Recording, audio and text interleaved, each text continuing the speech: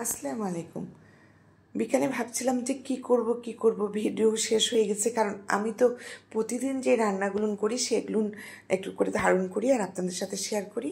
মাঝে মাঝে সেটা করতেও ভুলে যাই, আর আলসামি লাগে, হয়তো বা গেস্ট থাকে, সে ভিডিও করার মতন থাকে না, সুযোগ সুবিধা থাকে না। তো যাই হোক, আমি আজকে একটু নাস্তার আয়োজন করছি, একটু ভিন্ন রকম করে বা আমার মতো করে।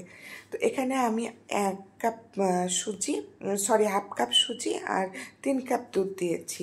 দিয়ে তারপরে একটু ঘি দিয়ে সুজিটা ভেজে নিয়ে দুধটা দিয়ে চিনি দিয়ে দিলাম। চিনিটা আপনাদের পছন্দ মতো। আর এখানে একটা পাত্রের মধ্যে একটু ঘি দিয়ে ছিটিয়ে দিয়ে ঘি ব্রাশ করে দিলাম। দিয়ে বুঝতেই পারছেন আমি এখন সুজিটা এখানে ঢেলে দেবো। সুজিটা যখনই আপনি দেখবেন এরকম থিকনেসটা এরকম হবে, তখনই আপনারা এভাবে ঢেলে দিবেন। এটা কিন্তু একবার আমি করেছিলাম রং দিয়ে, কিন্তু আমার মনে হলো যে রংটা অ্যাভয়েড করাই ভালো, যতই ফুড কালার হোক। তো যাই হোক, আমি সাদাই করলাম, আপনারা ইচ্ছা করলে রং দিতে পারেন। আমি এখানে কিছু কাজু, কাঠবাদাম, পেস্তা, আখরোট এগুলো একটু কেটে নিয়ে সেগুলো ছিটিয়ে দিলাম, আর দিয়ে দিলাম কিছু কিশমিশ।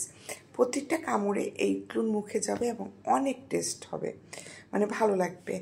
তো যাই হোক, এটা একটা পর্ব হয়ে গেল।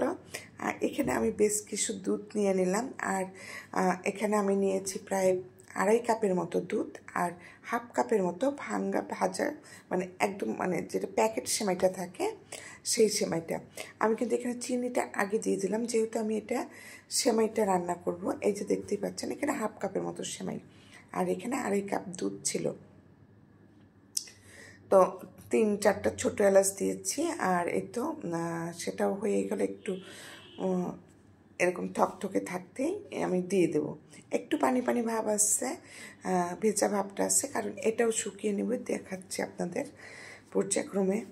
তো সেটাও ঢেলে দিলাম। দিয়ে ওখানেও কিন্তু আমি কাজু, বাদাম, কিশমিশ একটু ছিটিয়ে দিয়েছি, সেটা দেখাতে পারিনি। যাই হোক, আবার একটু খেয়ে নিলাম। নিয়ে এখানে আমি প্রায় 1 কাপের মতো লাচ্ছা, চিকন, একদম চিকন লাচ্চা যেটা, সেই লাচ্চাটা আস্তে আস্তে ধিমে আঁচে এরকম লাল করে ভেজে নেব ঘিয়ের মধ্যে। যখন ভাজা হয়ে যাবে, এর মধ্যে কিন্তু কোনো রকম চিনি দেবো না বা কোনো গুঁড়ো দুধও দিব না, জাস্ট শুধু লাচ্চাটা এভাবে ভেজে আমি নেব। তো লাচ্চাটা ভাজা হয়ে গেছে। এখন আমি ওই যে ঢেলে রেখেছিলাম যে সেমাইটা, তার উপরে এভাবে ছিটিয়ে দেব। এতে করে হবে কি, লাচ্চাটা, সেমাইটার যে ভেজা ভাবটা আছে সেটাও কিন্তু চুষে নেবে এই লাচ্চাটা। আবার যখন আপনি এটা খাবেন তখন কিন্তু লাচ্চাটা একদম ঝরঝরে থাকবে। এটা কিন্তু কিছুটা কুনাফার মতো, যেটা আমরা মালাই লাচ্চা করি বা কুনাফা করি সেরকম। তা আমার ইচ্ছে হলো আমি এইভাবে করব, তো আমি এইভাবে করলাম। মাঝে মাঝে আমি এরকম করে একটু নিজের মতন করে এলোমেলো কিছু বানিয়ে ফেলি, কিন্তু খেতে ভালোই লাগে, অনেক ভালো লাগে। তো ওটাও হয়ে গেল। আর এখন আমি আবারও এখানে কিছু সুজি নিয়ে নিলাম, ঘি দিয়ে ভেজে নিচ্ছি। ঘি কিন্তু দেওয়ার চেষ্টা করবেন, কারণ এটাতে ঘির ফ্লেভারটা অনেক ভালো লাগে। ঠিক প্রথমে যেভাবে সুজিটা রান্না করেছিলাম সেভাবেই কিন্তু এই সুজিটাও আমি রান্না করে নিচ্ছি।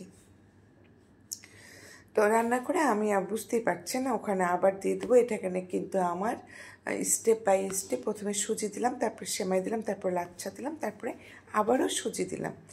তো এটা এখন আমি দিয়ে দিচ্ছি। এর আগে কিন্তু আরেকটা আমি রেসিপি করেছিলাম, সেটাও কোনো এক সময় আপনাদের সাথে শেয়ার করব। সেটাও কিন্তু অনেক মজা হয়েছিল, এরকমই, কিন্তু একটু ভিন্নতা ছিল। এই রেসিপির নাম কিন্তু আমি দিয়েছি সুশীলা। সুশীলা কেন দিয়েছি? সুজি, সেমাই আর লাচ্ছা, প্রতিটার প্রথম অক্ষর নিয়ে সুশীলা। 2010 সালে আমি একটা টিভি প্রোগ্রাম করেছিলাম রান্নার, সেটা ছিল এটিএন বাংলায়। তো সেখানে একটা নুডলসের রেসিপি দিয়েছিলাম, পুরস্কারও পেয়েছিলাম। রেসিপিটার নাম রেখেছিলাম সোমাচি। সোমাচি কেন? তো সোমাচি হলো 3টা জিনিস নিয়ে যে নুডলসটা রান্না করেছিলাম, সেই সোমাচি।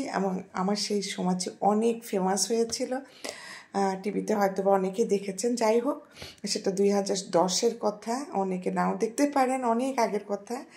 তো যাই হোক, এই রেসিপিটা কিন্তু অনেক ভালো লাগবে আপনাদের, আশা করি ইনশাল্লাহ। তো আমি একটা কথা বলি, যে আমরা যারা কন্টেন্ট ক্রিয়েটর তাদের কিন্তু অবশ্যই একটা কাজ করা দরকার। সেটা হলো আপনার সামনে যে ভিডিওটা আসছে সেটা কিন্তু আপনারা অবশ্যই দেখবেন, কারণ আমাদের কাজই এটা। আমাদের কাজ অন্যের ভিডিও দেখা, অন্যের ভিডিওতে লাইক কমেন্ট করা এবং আমাকে যারা কমেন্ট করবে তাদের কমেন্টের রিপ্লাই দেওয়া। এটা না করলে কিন্তু আমি কি কোনোভাবে সফল কন্টেন্ট ক্রিয়েটর হতে পারবো না।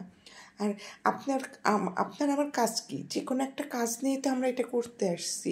শুধু ভিডিও আপলোড দেবো, আমার ভিডিও সবাই দেখবে, এটা কিন্তু একজন কন্টেন্ট ক্রিয়েটরের কাজ না। কন্টেন্ট ক্রিয়েটরের কাজ সবার সাথে থাকা। আল্লাহ হাফিজ।